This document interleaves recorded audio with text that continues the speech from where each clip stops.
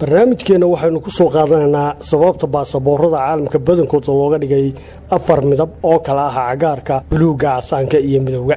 haddaynu ku bilowno baasaboorada midabka casaanka leh waa baasaboorada ugu faraha badan caalamka, waana baasabooro ay badankooda leeyihiin dalalkii hanti wadaagga ahaan jiray amaba ilaa maatanba, iyadoo badanaa dalalka midowga Yurub laftoodu ay adeegsadaan baasabooro midabkoodu u soo dhow yahay midabka casaanka oo casaan xigeena.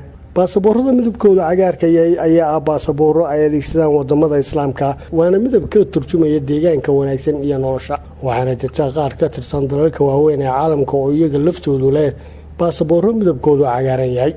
baasaboorada kale ee midabkoodu buluugga yahay ayaa iyana ah baasaboorada labaad ee ugu caansan ama loogu isticmaalka badan yahay.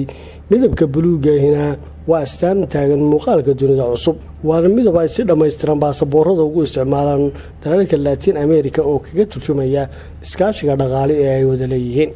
waxaa soo haray baasaboorada midabkoodu madowga yahay oo ah baasabooro laga isticmaalo dalalka qaarkood, ahna baasabooro dhifya naadir ah oo lagaga dhaqmo dalalka Afrika qaarkood sida wadamada Angola, Congo iyo kuwa kale.